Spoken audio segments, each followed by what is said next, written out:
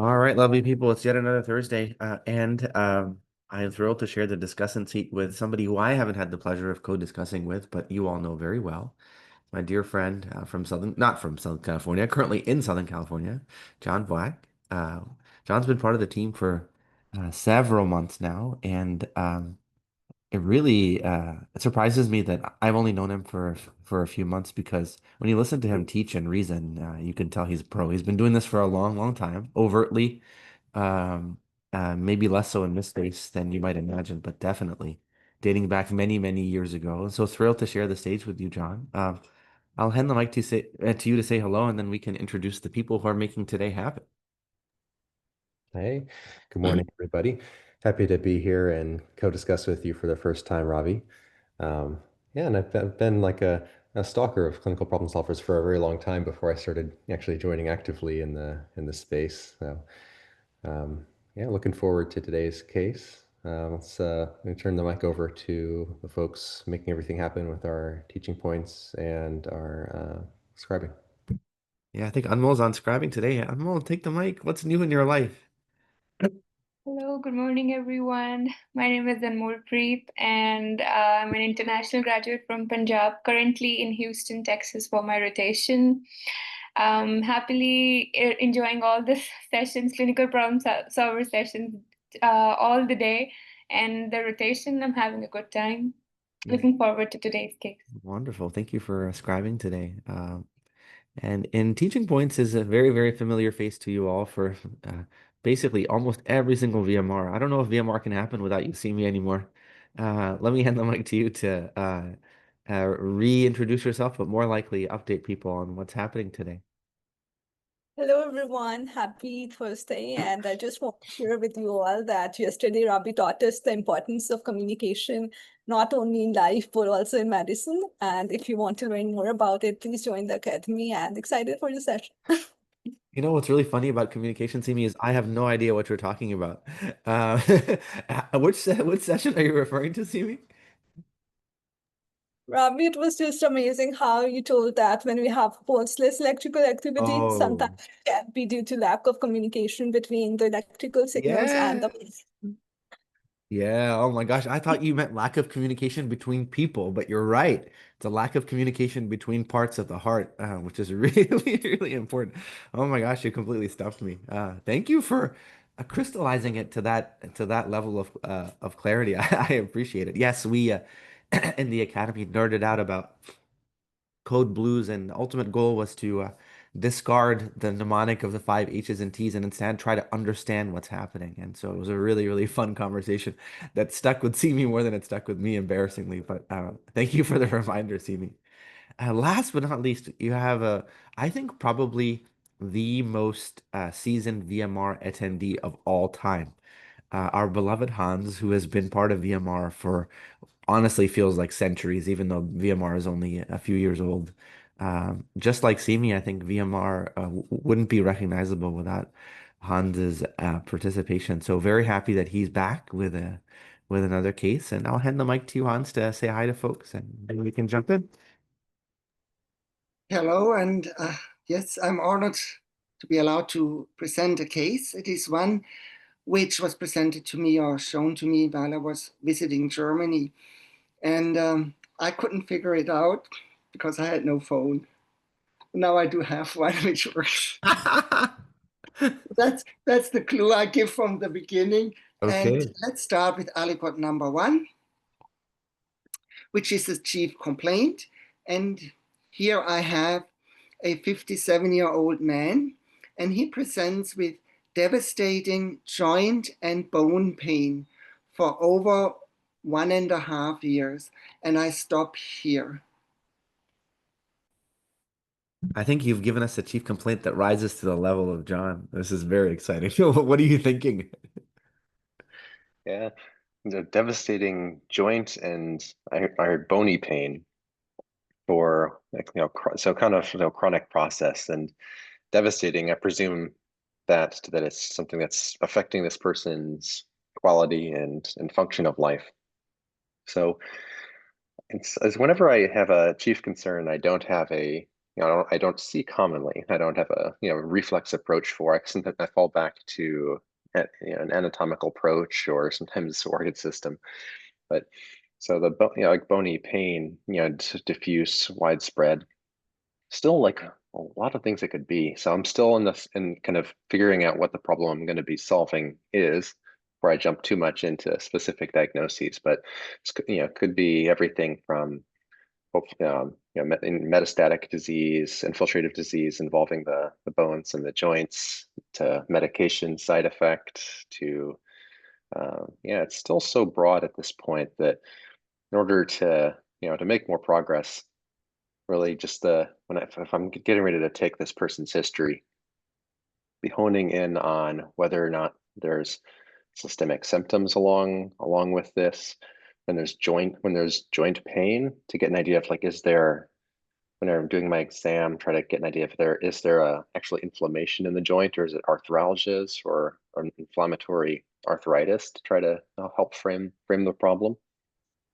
And I think just what else is going on in the background. And Ravi, do you have any more mature approach to devastating diffuse bone and joint pain? Yeah, John, I think people may associate CP solvers with the illusion of doing magic tricks of getting answers to problems, and I think that that's not true at all. And I think the most important thing is to emphasize to people what you just did, which is you don't know what the problem is. And I think it's impossible to solve an issue for which you haven't really fully defined it. And I think it's really, really important to first define the problem before you start to solve it. And I think the things that the default assumptions that I think um, my mind is making is this is symmetric. It's all the limbs. I've noticed that I just made that even though I don't know that. And I've also made the assumption that the patient doesn't have any disease of the viscera in the chest or the abdomen. And so I'm just imagining somebody who says they're hurting everywhere and they're hurting in their limbs. And I'd be really curious if after we talk to this person, we pick up a signature in their chest or belly, which would change the calculus significantly. And also actually curiously to pick up a signal of whether the disease of bones and joints extends to their vertebral column. Because it turns out that it's a really powerful filter when somebody aches in just their extremities versus aches in their extremities and their back, let alone has a visceral deep uh, signature to their disease. So I'd be curious if he has nauseous, vomiting, so on and so forth. So those are the assumptions that my mind is naturally making, is that it's just in his limbs. It's not in his back. It's not in his chest. It's not in his belly. And I think those things will really change the calculus. The other assumption that I would have made were it not for Hans opening the door to both being is he said devastating joint and bone pain. And I think it's going to be really interesting to try to figure out which one of those is the host of the disease, because naturally patients can actually conflate the two. They articulate together. But joint pain is a synovial disease in most people, and we're talking about why a patient has synovial problems, essentially synovitis, which is the exam finding of arthritis, or that he actually has no synovitis and he has a problem with the bone being either replaced or undernourished or so on and so forth. So I think the lay of the land right now is unclear. And I think the open questions, as you already articulated, are where is this disease in as much precision as possible? Is it in the chest, belly, back, bone, joint? And you don't know any of that yet. So my only piece of advice really is to ask yourself, where in your data collection armamentarium can you make the most progress? And if I were seeing this patient, I think my next step would be to actually proceed directly to examine him. Because I imagine that step being far more illuminating than the history and the past medical history in general. Um, and it would allow me to ask a better history. So if, for example, we see that all his joints are swollen, my targeted history taking is going to be very different than if I palpate absolutely nothing while he's in excruciating pain. It would change the questions I ask. So this is the beauty of the H and P. It's a synergy between those two things, the H and the P. And in a complaint like this, gosh, the P is probably going to be more illuminating than the H, but I know that we typically expect data in a certain format here, and so Hans might have it prepared, but I probably won't be able to make much progress until we get the exam, though I might be surprised.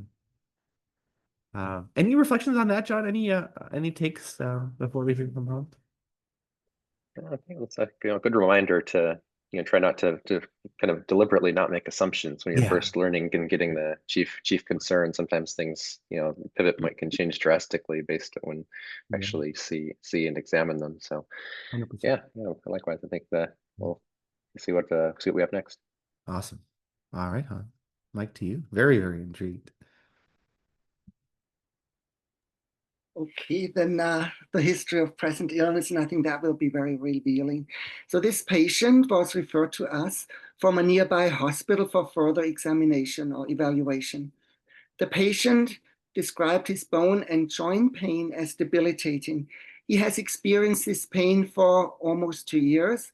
The pain gets worse during the course of the day. Over the past several months, his overall condition has deteriorated to the extent that he had to discontinue his work.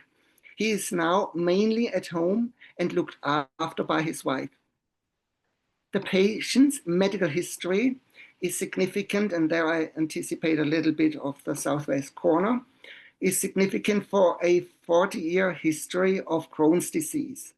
So he got Crohn's disease around the age of 17, poorly responsive to multiple courses of prednisone and other steroids. Several biologic agents have been tested or tried on him, and they found something, which I will mention later on. Ultimately, the complicated course of his inflammatory bowel disease required 2 bowel resections. Those 2 resections were 13 years apart. Following the last bowel resection, the patient experienced strictures, a complication of his previous surgeries. These strictures were surgically removed. However, when this was done, post-surgery, the patient developed severe bleeding and iron deficiency anemia. He tried oral iron at first, but this proved to be insufficient. The bleeding continued, and his anemia was so severe that he was put on weekly or monthly parenteral IV iron compounds. The parenteral iron compound kind of settled the problem with his anemia. I'll go for the southwest corner, the past medical history. I anticipated it to a certain degree from the HPI. So we have Crohn's disease since age 17. We had 2 bowel resections. We had strictures, and we have iron deficiency anemia. The medication, steroids for disease flares, and he's presently on a biologic. I hope I can spell it correctly. It's called Stelara or ustekinumab. It blocks interleukin-23 and interleukin-12. Then, most recently, he has been put on calcium and vitamin D supplementation, and he gets monthly iron supplementation in the form of ferric carboxymaltose and IV preparation of iron. His family history is rather unremarkable. His father had Crohn's disease. His mother was fine, and all the other relatives are healthy.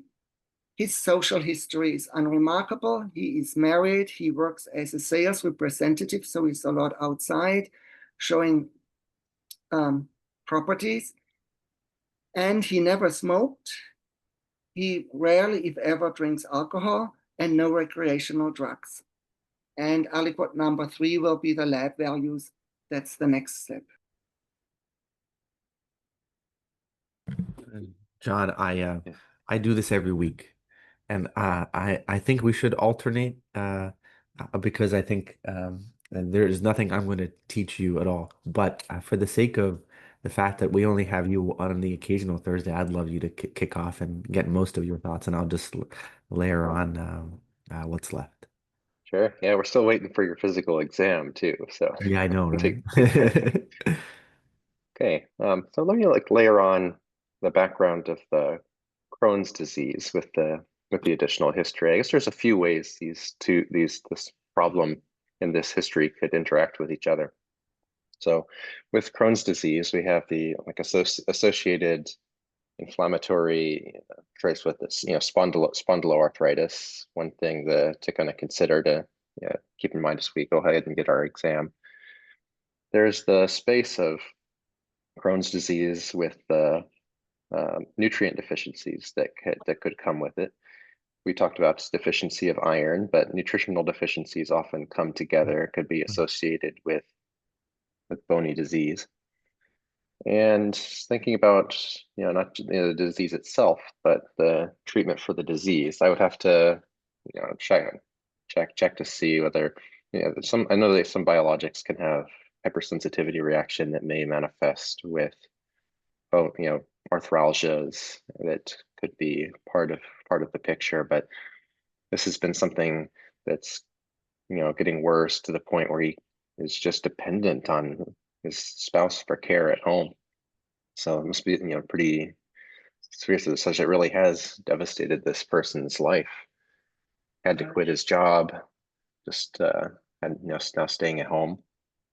So I think that's the from one of the three spaces is like the associate autoimmune conditions run together, nutritional deficiencies run together. When you have one, you often have others, and effects of what we're doing to treat it.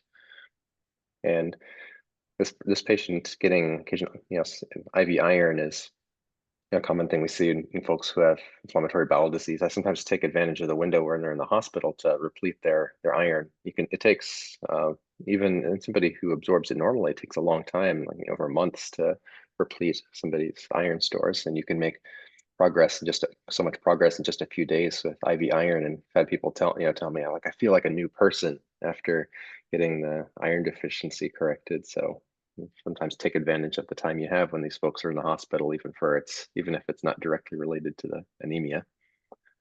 Sorry, like a little side tangent there, but let me pass it back to you, Rabih. Yeah, no, I'm right there with you. I think that the fact that he has such a dominant and prominent medical history certainly colors the case. But I think it goes to show you how you can be now falsely tempted to think that you made progress on the actual problem. I think the only thing that you made progress on is the range of possible causes of the many problems he could have is wider. So if he has an arthritis syndrome, the probability of that arthritis syndrome now having a broader DDX is just increased because he could have IBD related arthritis, but he could also have immunosuppression induced complications and infectious arthritis. If he has bony disease, the probability of metastatic disease, a metastatic solid tumor skyrockets in patients with inflammatory bowel disease. And then, of course, as you mentioned, some other complications. So I think you have to be very, very careful here because you think you could be under the illusion that you've made progress. But when you don't know what the problem is, the only progress you've made is the range of possibilities for each possible problem that he actually has is now skyrocketed. So I think if you're an early learner, the cognitive load that you could have is massive because at the same time, you're holding on to an arthritis syndrome and the possibilities of all the arthritis syndromes. And at the same time, you're holding on to the possibility of the differential diagnosis for bony disease. And so you're walking into this patient's room holding all that baggage, not yet knowing what is the problem that you're trying to solve. And by examining the patient, you're probably going to be able to nix your DDX in half. You might be able to toss out the arthritis DDX because he doesn't have arthritis, or you might toss out the bony DDX because he has prominent arthritis. And this goes to show you that the most efficient way of solving a problem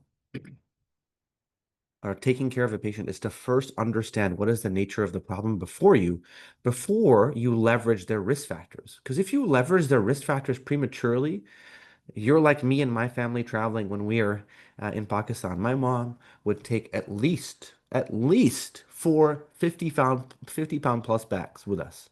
And most of it was completely unnecessary. And I will go on record and show her this when it's posted on YouTube. So please travel light. Let's try to figure out what the problem is first. And then we can try to zero in on what broad risk factors this person has. So Hans, I think now potentially you said the next aliquot is the labs. I can't wait to be able to lay hands on this patient's pain and figure out where it's coming from. But I'll let you dictate the tempo. Okay, let's go for the physical exam, and it's quite surprisingly unremarkable. In general, he's alert, oriented, and you could actually tell that when he's relaxed in a chair or on our examination table, he's kind of fine. Then we have lung and heart exam, which are unremarkable. Heart is normal, S1, S2, no rubs and gallops. Lung, normal vesicular heart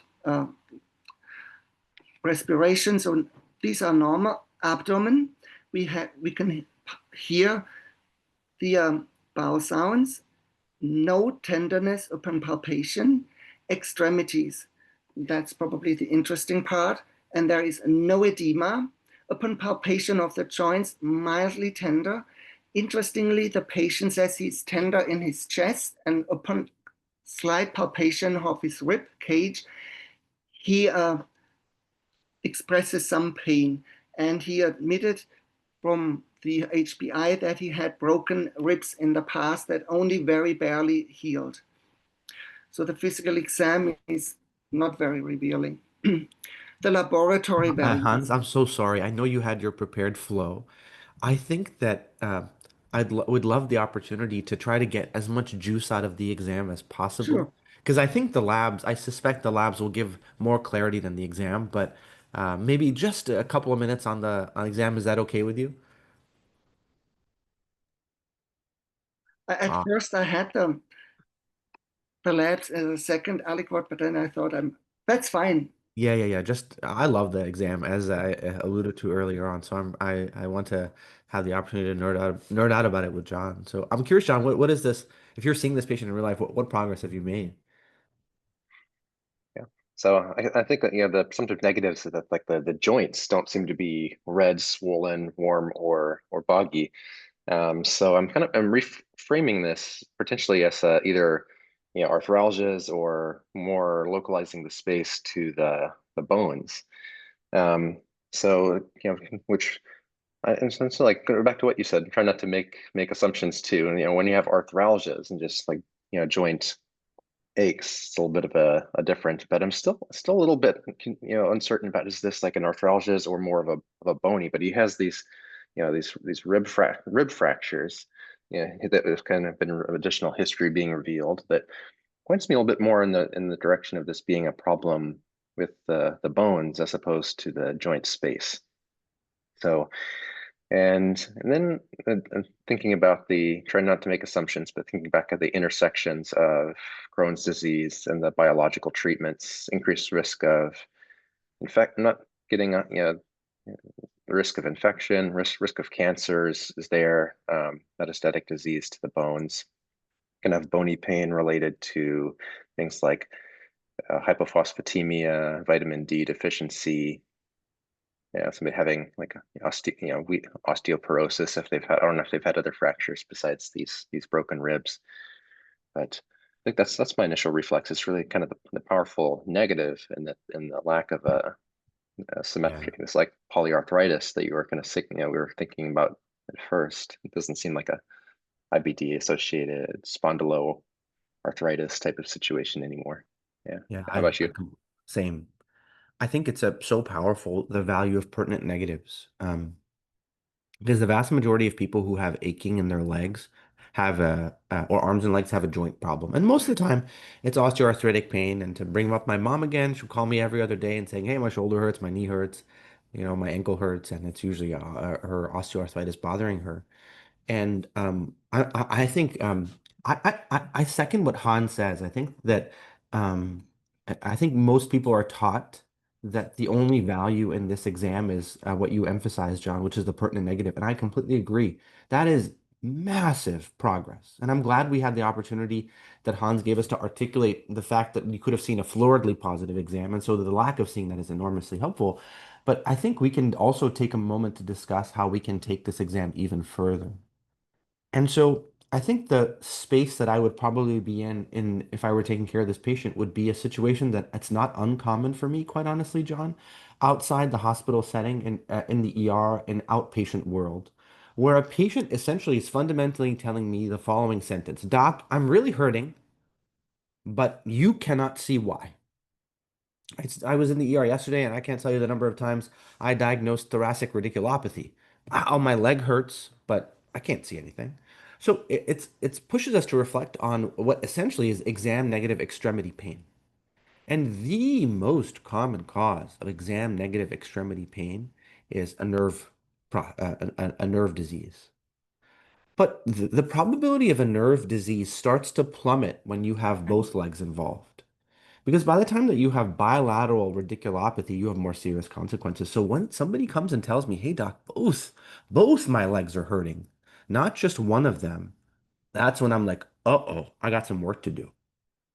Because the most common cause, a unilateral compressive radiculopathy, is basically diminished to the point where I have to be pay attention. So I kind of perk up and say, "Okay, let me just pay close attention here. What could be involved?" And what could be involved is exactly the case that we had 12 hours ago with Charmaine and Kirtan, where the muscle might be the cause of the pain. And the patient has a muscular source, and I can't see that. I can test it in the labs of the CPA, but I can't see that on exam. But I know, okay, maybe it's all the muscle and it's deep within, so I can't see it. The other possibility, of course, is that, as you just alluded to, the patient has bony disease and there's a problem in the bone.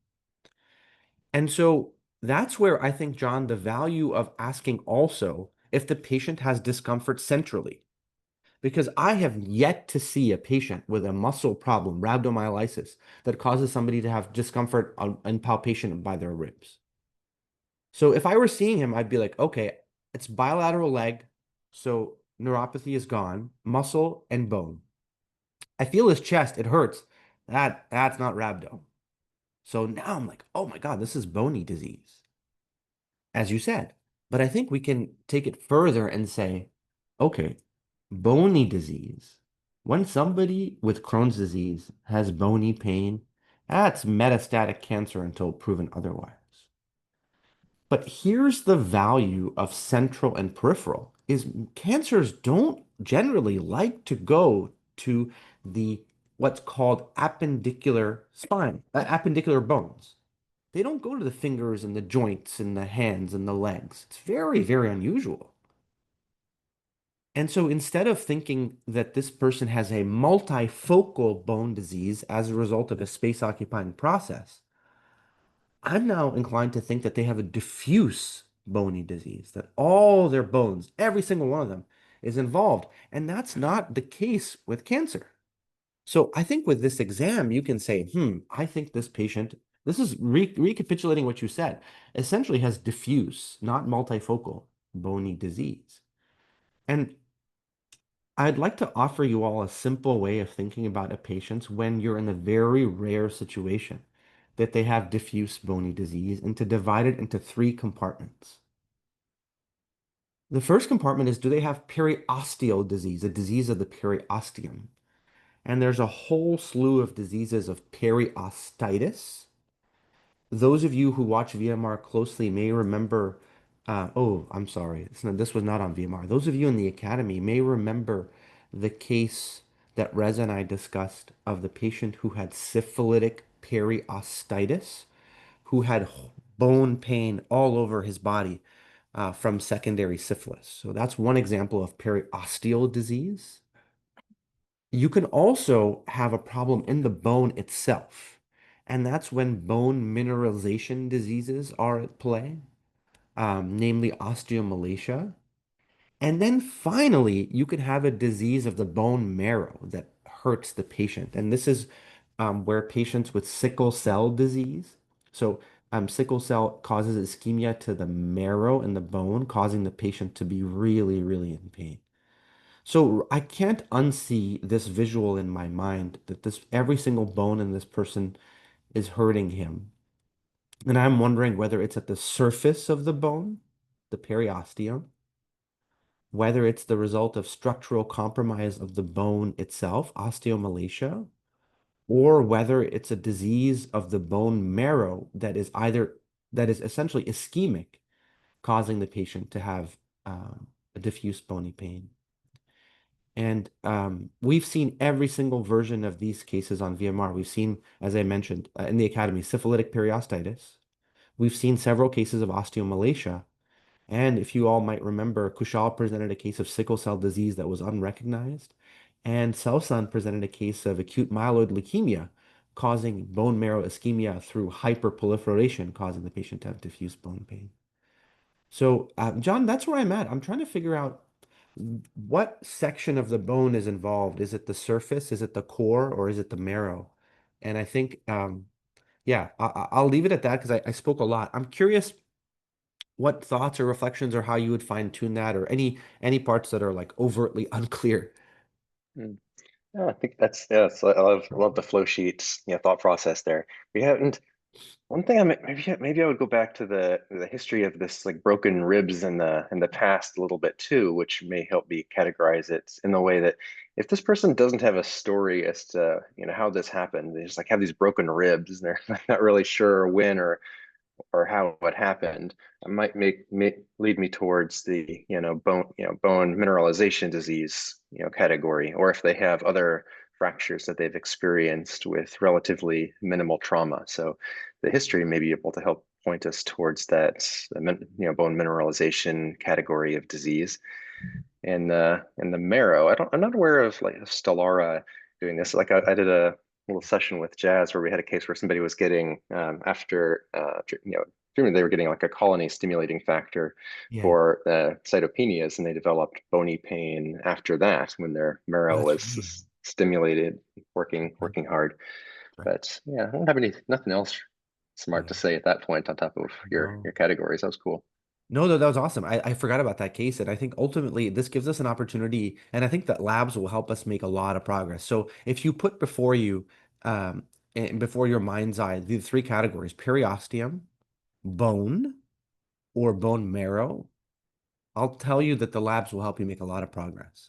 So if you have a bone marrow problem, you're going to see an abnormality on the CBC, be it anemia from sickle cell disease, or as John mentioned, leukocytosis in the context of getting GCSF, or in the context of AML blasts. So the CBC is possible, is very predictive to tell you what's wrong in the marrow.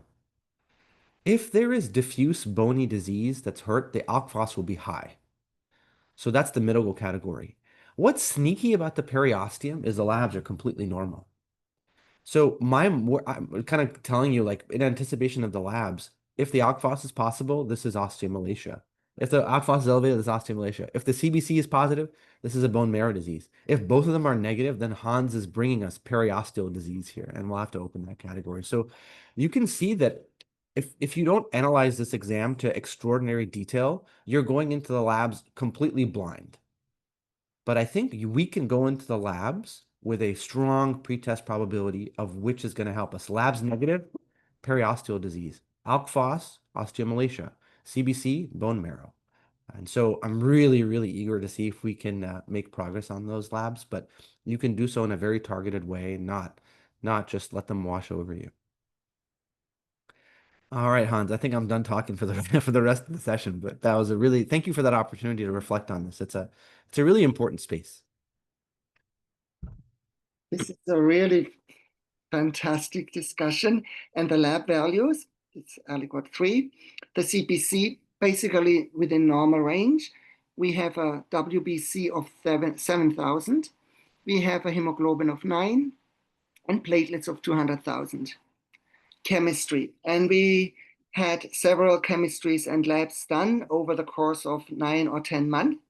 So upon visit 1, when the patient came to the hospital, sodium 136, potassium 4.0, creatinine 0.9, calcium 8.5, which is at the lower end of normal, phosphate 2.7, the range is 2.4 to 4.5, so it's at the lower end as well. We have a PTH level of 180, which is super high. The range is between 12 and 72. Vitamin D level, which is around 25. calcitriol. Patient has already been put on calcium and vitamin D, so the calcitriol was 92, and that is already at the higher end. We have an alkaline phosphatase. Everybody's been waiting for that. 159, which is very high. The range is between 38 to 126. Liver function panel is normal, GGT normal.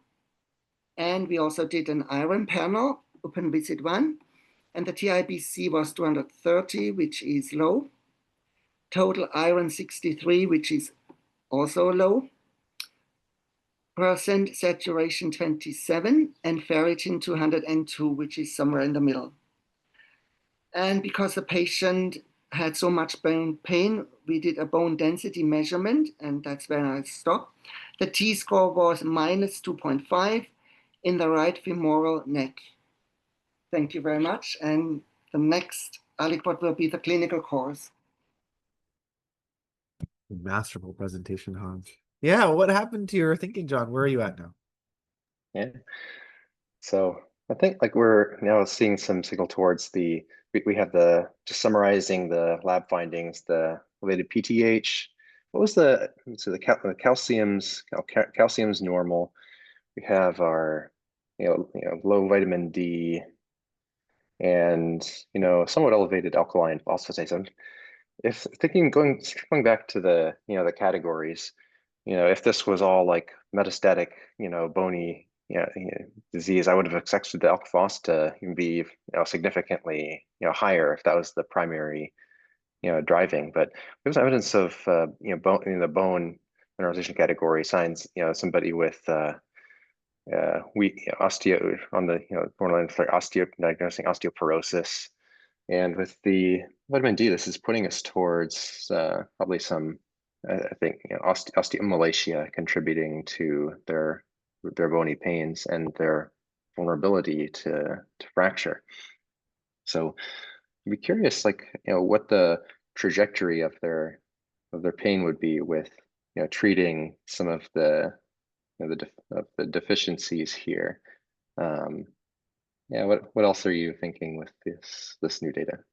Yeah, no, I'm right there aligned with you. I have no other thoughts to add. I think the only thing I think we might talk about for folks who are jumping into their metabolic bone disease career is how we're putting together the PTH and whether that's the driver or a response. I'm curious what's your take of the PTH here, John? How are you breaking it down? Mhm. I'm thinking more likely a response, but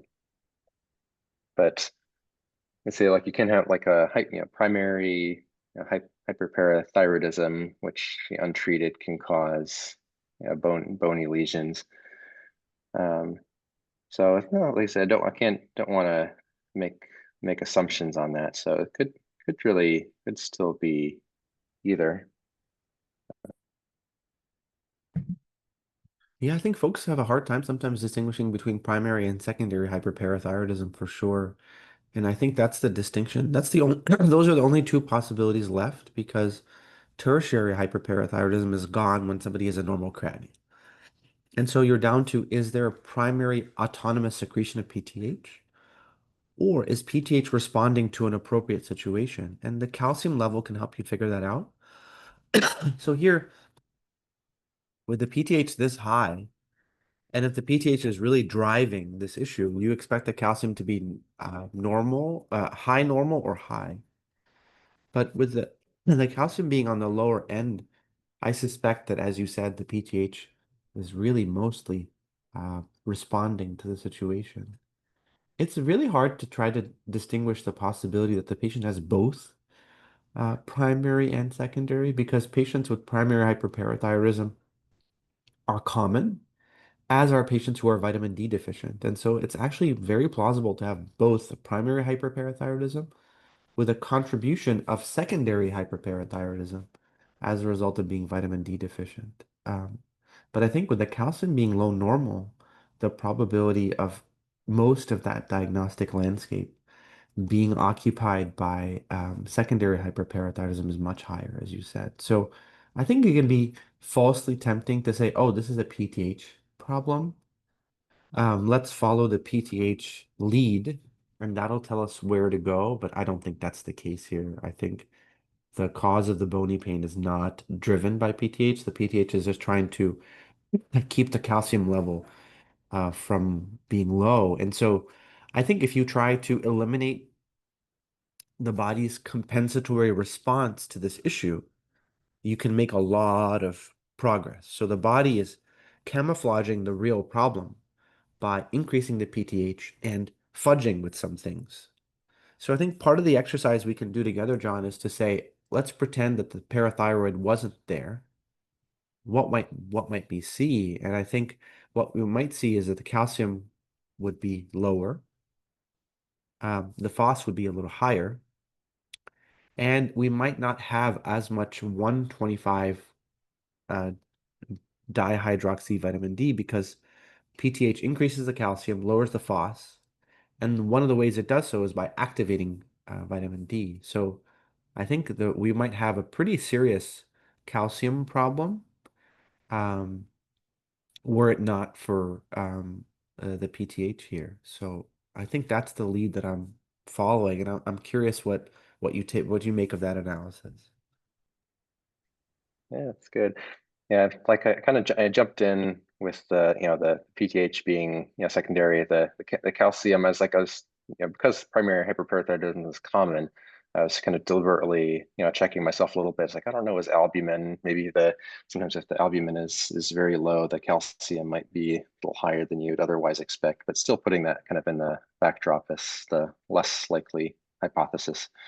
And I think it really in order to kind of confirm like the diagnosis here will be kind of a response to treatment to see how how their clinical course evolves when you treat presumed severe the vitamin D deficiency issue here. And I think although just thinking practically too, it would be if you're taking care of this patient in the hospital, would you be also getting any additional imaging to better understand the space, or treat the vitamin D and calcium problem and see if they get better? What are you thinking? Yeah, I worry he might have more fractures that he doesn't know about. So any specific point tenderness, I would definitely image. Yeah, I think now that we know, we've proven he has a diffuse bony disease, right, with his DEXA score, and so I'm not imaging the bones to look for the cause of why his bones are unhappy because I think the osteopenia here um, clarifies that, and I think you can essentially diagnose him as not having osteoporosis because his DEXA score is low, but he actually has osteomalacia. And the distinction between the two is one that is confirmed with doing a tetracycline labeled scan. But whenever somebody with a DEXA score that is low has laboratory changes, high alk phos, low calcium, those patients actually have a mineral problem with their bone, i.e. osteomalacia, rather than a total bone mass problem, which is osteoporosis. And the clue can be that patients with osteoporosis don't have pain unless they've broken the bone. In stark contrast, patients with osteomalacia have a lot of bone pain, even in the absence of a fracture. So I think, I would be imaging him to look for complications of osteomalacia rather than to try to prove what he has, because I think the DEXA scan really helps us seal the deal. Hans, we're very, very intrigued. These labs are tricky. What do you have next for us?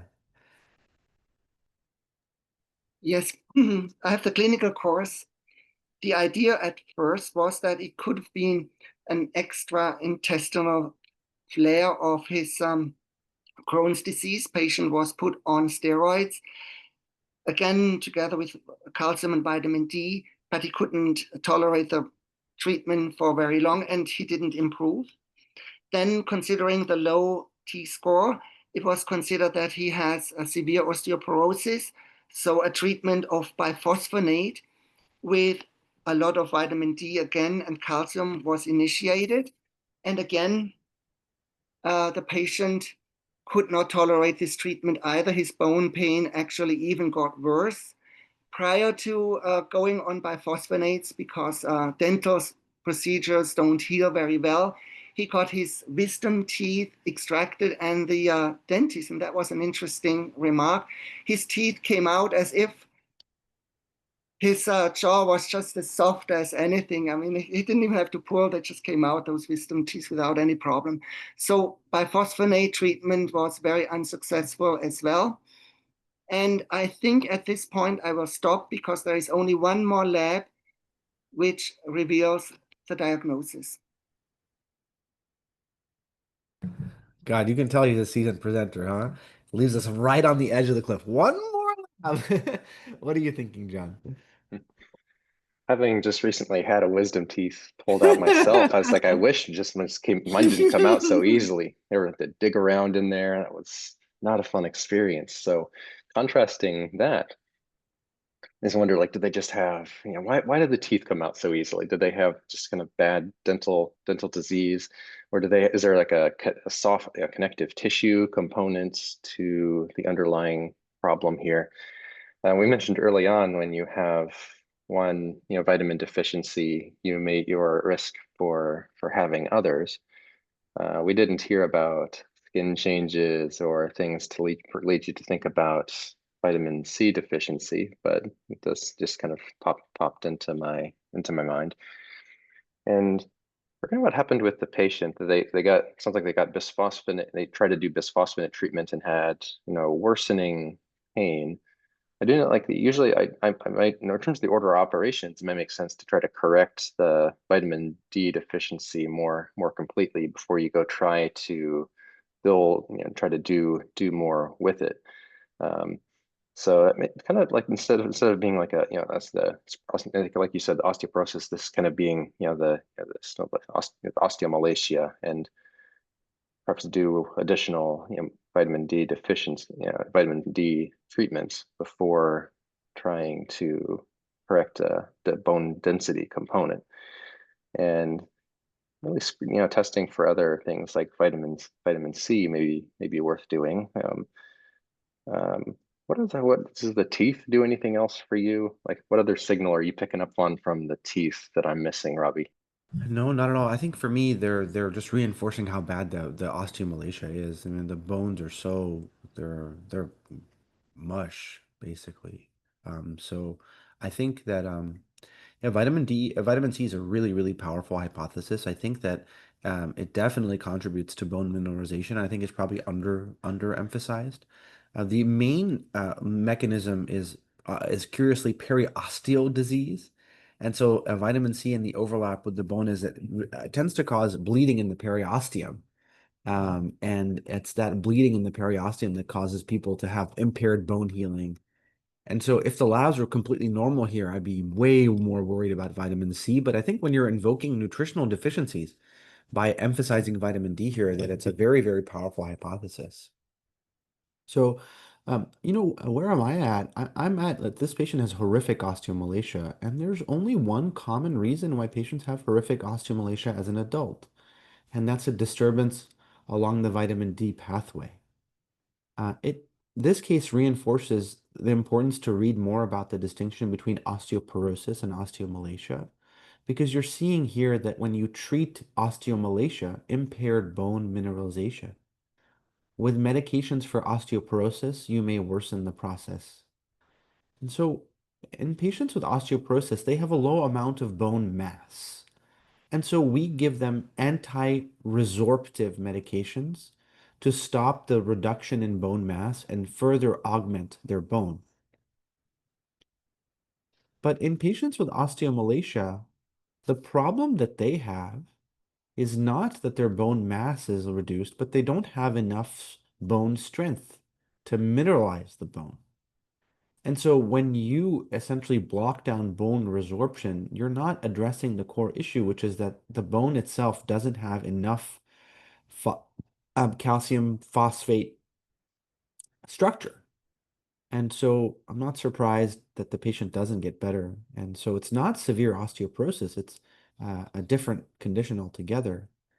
And so when you're trying to analyze vitamin D and you're thinking about pathological diseases resulting in vitamin D, the most common cause is the patient's not taking enough or absorbing enough. And I think those hypotheses in this context take in the patient's Crohn's disease. And I think that's a very, very important thing to say. Does his Crohn's is so bad in his small bowel that that he can't absorb it? And that would be a really powerful anchoring hypothesis, except that Hans told us that this patient is getting calcitriol supplementation, which is he is getting the activated form of vitamin D to bypass that concern that his 25 is not working. So the question becomes, in some ways, quite a simple one, which is why the heck would somebody develop osteomalacia despite getting supplementation of the ultimate end product of vitamin D metabolism, calcitriol? And I can only come up with one answer, is that that calcitriol is ineffective. It's not working. And why might it be effective? And this is where a small amount of really, really important strategic knowledge helps, which is there anything out there that inactivates calcitriol? And the answer is yes, FGF23. So FGF23 is a recently discovered molecule that is fibroblast growth factor 23, which inactivates calcitriol. And so it becomes, I think, for me, a question of, does this patient have elevated FGF23? And is that why the calcitriol is just not working? And yeah, before we zoom in on that, John, since this is the last talk point, I'm curious what thoughts you have about that hypothesis. Yeah, it's good. Like I think early on, like perhaps emphasis on the malabsorptive hypothesis, but Yeah. where I was wondering about, like, why, why is the supplementation not working? Mhm. And so I, like, kind of before I was thinking about it myself, I was, saw in the chat just highlighting what some of what Alec and Mark are talking about, how IV iron's interaction with FGF23, which could lead to the this contribute to the osteomalacia. So yeah, just kind of analyzing the thought process, some powerful clues that came along the way. Yes, we're getting the history of the the bony pain, or Yeah. to exam kind of pointed us away from the joints Mhm. to a diffuse bony process in the labs with the vitamin D and PTH pointing us towards this more bone mineralization disease that's not responding to vitamin D supplementation in the form of calcitriol. So I'd also be, I guess, like I'd run through other treatments besides the IV iron, be just exploring other hypotheses, what other treatments has this person received, and do any of these others have an interaction with FGF23? I don't know that off my head, so that's something I'd be, if I'm taking care of this patient, I'd be looking up in real time. What are we doing that could have an interaction with the osteomalacia process here? And I don't think I have any better hypothesis over the IV iron that the chat is brought up here.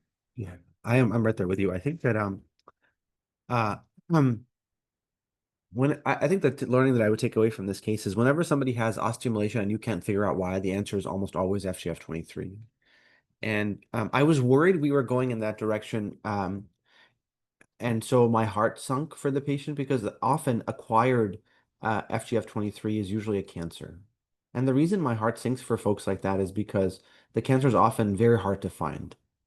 And so I was very, very happy to see that the patient might have a reversible cause of FGF23 elevation, which is IV iron, is specifically actually the form of IV iron that he's getting, carboxymaltose.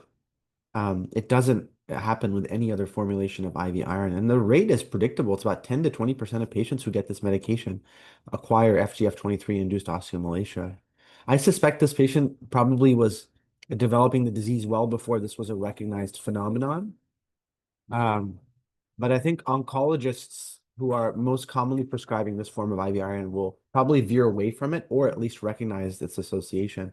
And so I would be very worried about that in this situation. So yeah, we'll see. Yeah, I'll stop there and see what Hans has next. I think you all cracked the case. The only remaining lab that needed to be done was to measure the phosphate excretion, and there it was the tubular maximum reabsorption of phosphate to glomerular filtration rate, the TMP, divided by GFR, which in this case was, just a second, was very, very low. It was 1.0, and it should be above 3. And then the serum FGF level, FGF23, the fibroblast growth factor 23, was 592. And that has opened up the differential of a tumor-induced osteomalacia and paraneoplastic effect where the tumor produces FGF23, or whether it is from his medication. And at that time, and I didn't have a phone either. Nobody knew anything about this medication. It was from the medication, but it is not clear from the very get-go whether he had a tumor or not, because it takes many months for everything to normalize again. And this patient luckily normalized over the course of 10 months.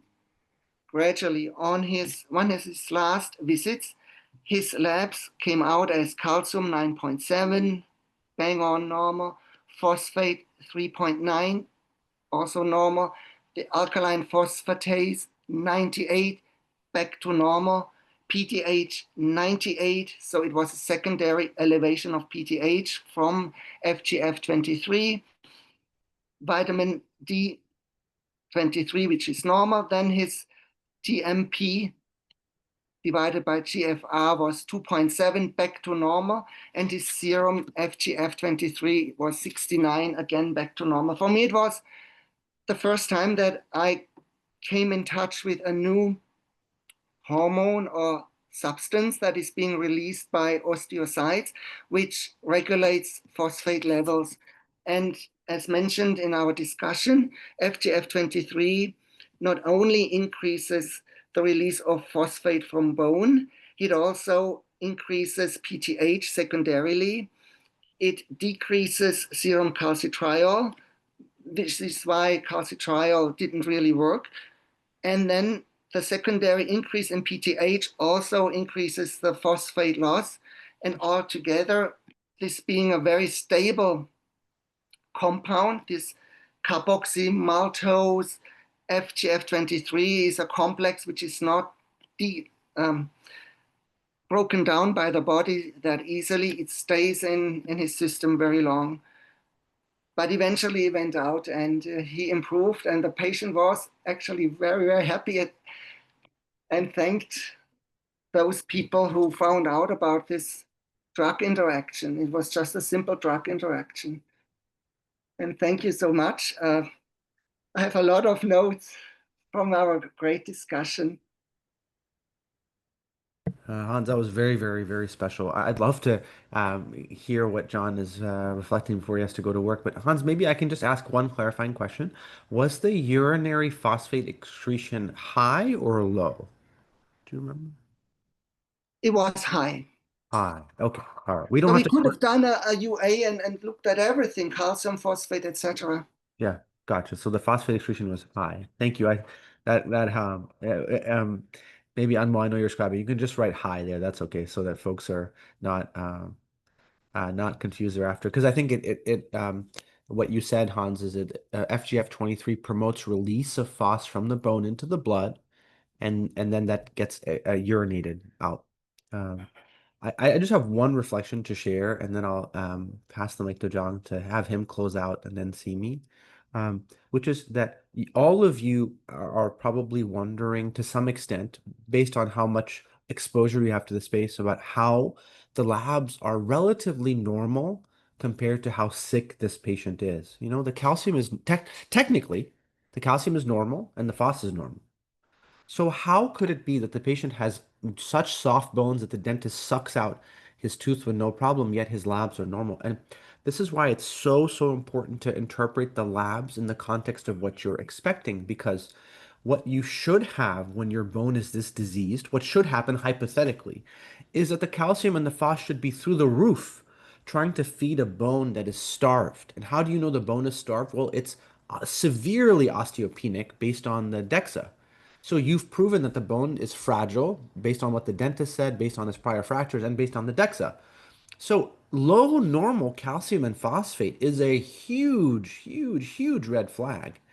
And because what should happen is they should be very, very high. So if you might do the thought exercise of saying, what if the patient's bones are dumping in calcium and phosphate into the blood, and that calcium and phosphate is being urinated out? What would that look like? And this is what it looks like. Is there's a bone wasting process. There's a molecule that's causing the bones to leak calcium and phosphate into the blood. Why aren't the calcium and phosphate in the blood building up? Well, because that same molecule causes those calcium and phosphate that would have built up in the blood to be urinated out. So there is a steady flow from bone to blood to urine. And you prove that steady flow by seeing that the urine has too much phosphorus and calcium. And that's, instead of being in the bone, the calcium and the phosphorus are in your patient's urine. And that's the problem. So the serum may be artificially fooling you into be falsely reassured, asking where is the calcium and phos going? It's in the urine. And that's where you'll find it. All right, John, I'm done babbling. This was too juicy a case. I'm curious what your thoughts are, reflections on the whole journey. Yeah, just doing some delayed digestion of the process here. So not a space I've not a diagnosis that personally with somebody having like drug-induced osteomalacia. And yeah, one of my reflections with this is as medicine gets more complex and we have more and more to offer patients to just always check yourself. It's not always a complication of the disease process directly. Make sure, first do no harm. Make sure it's not complication of something that we're doing. Similar when you're taking care of any cancer patient, looking at just making sure you're well educated on all of the different things that their treatment regimen could do to them. So if you have uncertainty, I think just really doing a dive into what are the effects of this person's biologics, this person's other therapies. Because if you didn't have that tidbit of knowledge about this specific formulation of IV iron, deactivating calcitriol, eventually you'll get there by analyzing the different things you've been done that have been done to the patient along the course of their journey, which is this sort of process that takes a little bit more time and chart diving, but to eventually get there. And until you get that that level of knowledge base, a lot of times you have to put in the hard work and do a dive into everything that has been done and everything that's happened to the patient to point the clues in the right way. I think that's so well said. That's exactly how I learned it first, John. It's like through a lot of struggle. And it's amazing when you go through that struggle and then you recognize it quicker the next time. That's what medicine's about.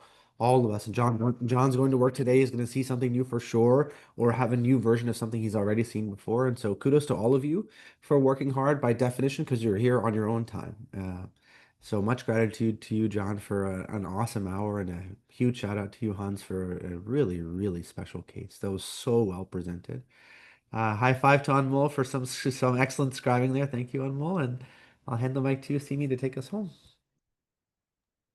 Thank you, Hans, for such an interesting case, and I love the discussion. And thank you, Anmol, for scribing and being mindful of everyone's time. I'll just share my favorite teaching point. So whenever we have diffuse bone pain, we can think about either a mineralization issue, or we can have bone marrow ischemia, or we can have periosteal disease. And whenever we have mineralization issue or bone marrow ischemia, we will have a fingerprint on CBC as in the form of elevated alkaline phosphatase, or a fingerprint showing leukemia or sickle cell disease. And here elevated alkaline phosphatase took us more towards mineralization issue, which was osteomalacia due to elevated F2, F23 levels. And thank you so much, everyone, for joining. Love the session. The decision you just made to emphasize one thing is a very, very wise one. It's very hard. You've put in a lot of work to simplify all the teaching points, but the emotional intelligence to realize that people's brains are probably completely finished right now is a very wise one. Thank you, Simi. Really appreciate that. Have a great day, everyone.